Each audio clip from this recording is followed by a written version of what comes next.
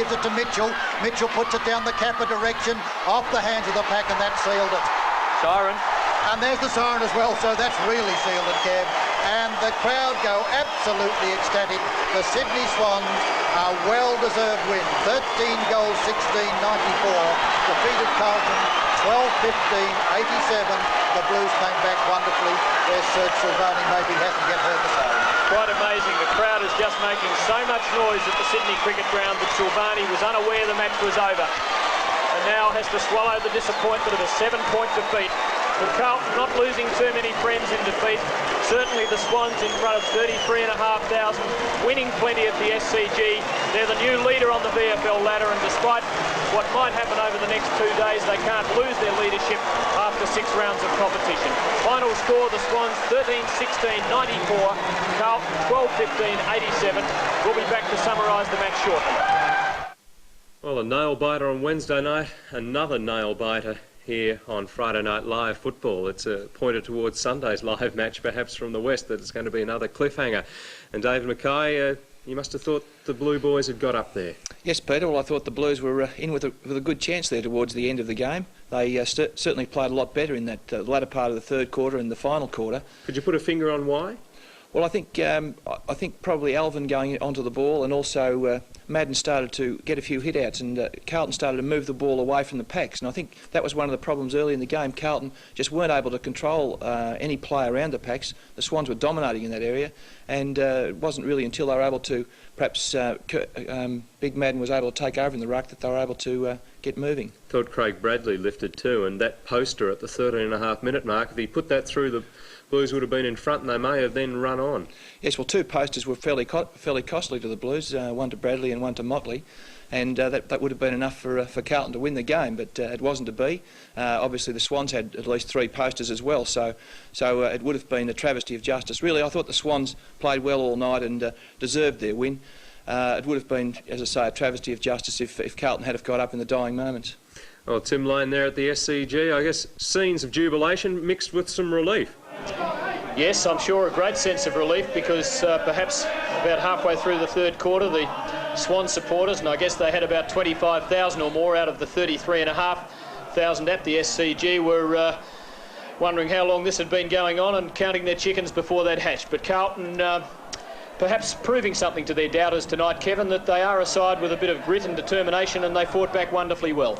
I thought it was a marvellous fight back by Carlton at half-time, 26 points down, and it looked at three-quarter time when they were 22 points down after the Swans had virtually looked like they were dominating that game in the third quarter, but it was the grit and determination of Carlton in that third quarter that really got them back into the game. And full marks to Robert Walls, because at half-time he made a number of significant moves. He moved Silvani, who was a good player, at full forward. He took the risk and decided he would move Silvani down to full back, and what a great job he did on Warwick Capper, and Silvani certainly is one of the stars of the future. Kernahan, well, what a magnificent player.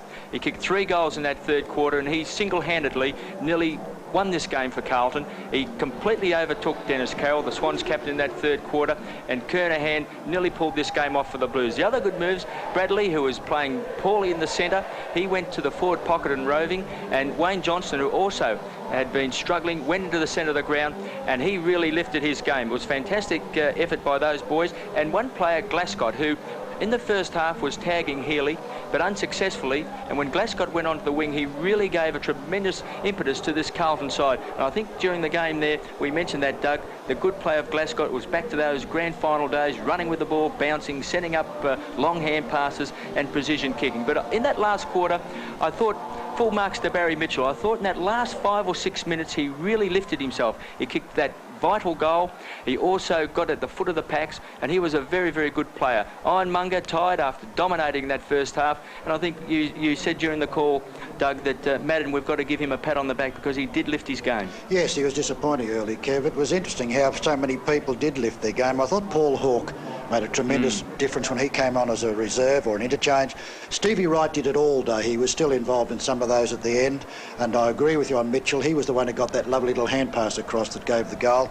And Funnily enough, even though I thought Kernahan was one of the best players on the ground, maybe in the first two, Heywood did a serviceable job when he moved down there with his straight physical courage and aggression. Well, strangely, Heywood last week against Richmond had played poor for 3 quarters. Then he played well at centre-half forward. Tonight he went to centre-half back and did the job that Dennis Carroll wasn't able to do. I thought Motley also moved down into that full forward line. He was a very, very damaging player in that last quarter. And Carlton hit the post twice, Bradley and Motley, and they may have been a little bit unlucky not to sneak the game, but on the night I think it's fair to say that the Swans were the better side.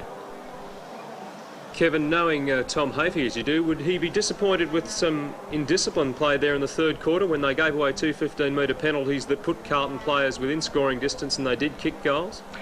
No doubt about that, Peter. One of the doctrines of Tom Hafey is that when the opposition has the ball, you've got to make certain that you do not give a 15-metre penalty, particularly on the forward line. Most coaches don't mind if it's on the half-back line or in the last line of defence, but when it's on the forward line, to bring a player an extra 15 metres closer to goal so he can kick a goal, and that happened on 2 occasions with Kernahan, I'm certain that Tom would have been very disappointed. And we saw in the last quarter where Heywood went to centre-half-back and Carroll was shifted to the half-back flank and finally down towards centre-half forward. But over and all, I would think that the Swans, they deserved their victory tonight. They had by far the better players, but full credit to Carlton. I think that they showed their supporters tonight that they can be a force along with the Swans, and I think we'll see both these teams in the finals. I'd be surprised if we don't. The Swans, though, are outright leaders on the VFL table, having won 5 of their 6 matches so far. Carlton was the only team with 4 out of 5. It's now 4 out of 6 for the Blues, and the Swans will be outright leaders at the completion of round 6, and they've certainly earned that, and they're showing that they're set to perhaps go a bit or a place or two better on the VFL ladder than last year when they finished 4th. A quick run through of the major goal kickers. Mitchell and Morwood each kicked 3 for the Swans. Kappa and Wright got 2 apiece, with singles to Williams, Potter and Bays. Kernahan outstanding for Carlton with 5. 2 to Silvani and Johnston, singles to Motley, Bradley and Rhys Jones. In front of 33,659 people, a tremendous crowd at the Sydney Cricket Ground, and I think just about the second best for a VFL match after the one that came along to see the same 2 teams play a tremendous match here last year. So very heartening for the VFL. It does seem that the Southern Code is penetrating Sydney, and what they've seen tonight won't prevent them from coming back for much more, because I'm sure everyone here enjoyed it immensely, even the Carlton supporters, who will go home a bit disappointed at a 7-point loss. The Swans 13-16-94 have beaten Carlton 12-15-87. For now, from the Sydney Cricket Ground, Tim Lane, Kevin Bartlett and Doug Heywood bidding you good night. Thanks very much, lads. Safe trip home. Well, David McKay, time to forget about that one. We've got a big week. To the bad boy of Australian football. I hate him now. I hate him more than I hate anybody in the whole world. Next Friday.